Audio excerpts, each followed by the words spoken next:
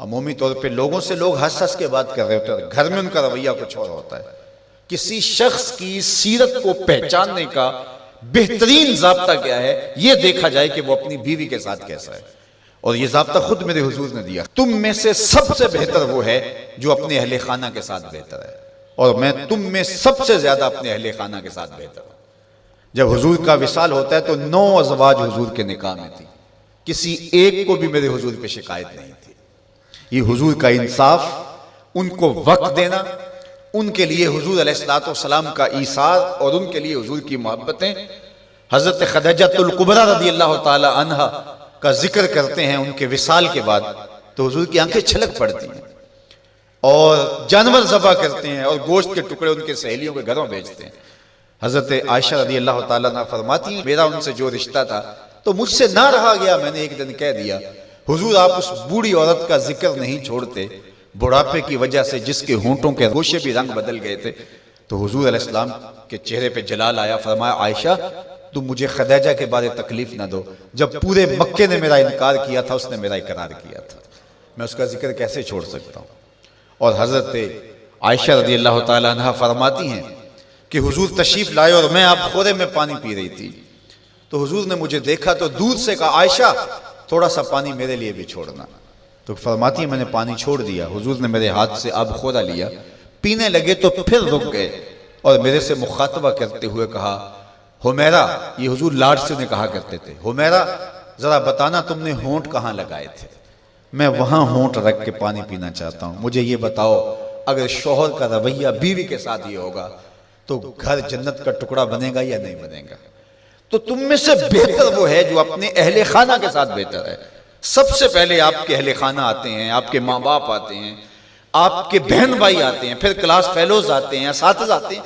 یہاں سے ہمارا رویہ خوبصورت ہونا شروع ہو۔ ہم نے دیکھا ہے کہ لوگوں کے ساتھ بڑے اچھے رویے، ماں باپ کے گستاخ ہوتے ہیں، ماں باپ کے بے ادب ہوتے ہیں، دکان پہ گاہک سے ہنس ہنس کے بات کر رہے ہوتے ہیں، لیکن بہن بھائیوں کے ساتھ رویہ تلخ ہوتا ہے، بیوی کے سامنے جا کے فرعون بن جاتے ہیں، ماں باپ کے سامنے جو ہے ان کے رویے کی تلخی ہوتی ہے۔ سارا دن جی ہمارا پیشہ ایسا ہے لوگوں سے ہنس ہنس کے بات کرنی ہے، لیکن جن سے آپ ہنس کے بولیں گے ماں کے کلیجے میں ٹھنڈ پڑ جائے گی اور باپ نہال ہو جائے گا، اس کے سارے دن کی تھکن اتر جائے گی، اس سے ہنس کے نہیں بولتے ہم سارا دن کے تھکے ہوئے آئے ہیں،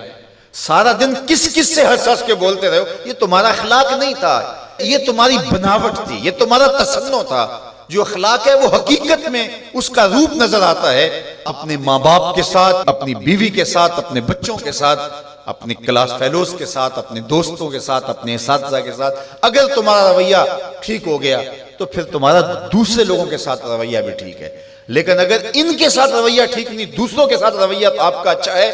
تو پھر وہ آپ مکر کر رہے ہیں، آپ یہ بھی کوئی کاروبار کر رہے ہیں، یہ آپ کے اخلاق کا عکس نہیں ہے، یہ آپ کی ضرورت کا رنگ ہے جو لوگوں کو نظر آ رہا ہے، یہ آپ کا کاروباری انداز ہے، آپ کی مسکراہٹ آپ کا کاروبار ہے، آپ کے اخلاق کا عکس نہیں ہے۔ اگر اخلاق کا عکس ہوتا تو ماں کو بھی ہنس کے ملتے۔ میں وہ جو لفظ آپ کو کہے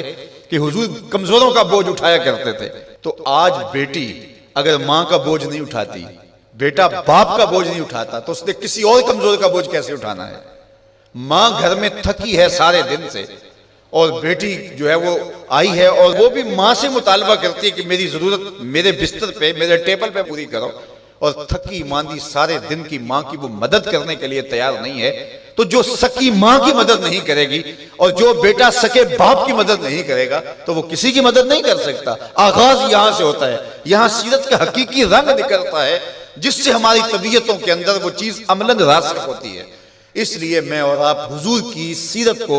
اپنی روح کے اندر اصل طور پہ اتاریں اور وہ ہمارا جزو لا ینفک بن جائے، وہ ہماری فطرت ثانیہ بن جائے، وہ ہماری عادت کا حصہ بن جائے، اور وہ خوشی اور وہ مسکراہٹ جو محض کاروبار کے لیے اور عادت کے لیے نہ ہو بلکہ انسان کی طبع کا حصہ ہو، وہ آپ کے غم غلط کرے گی، وہ آپ کو طمانیت قلب دے گی، وہ آپ کو قرار باطن عطا کرے گی۔ ویسے ہنس ہنس کے بولیں تو وہ ایک مکر ہوگا، اس سے تو جبڑے تھک جائیں گے، اس سے تو جو ہے وہ آپ کو کچھ فائدہ ہونے والا نہیں ہے۔ تو آئیے میں اور آپ اپنے آپ کو حقیقی عملی زندگی کی طرف لے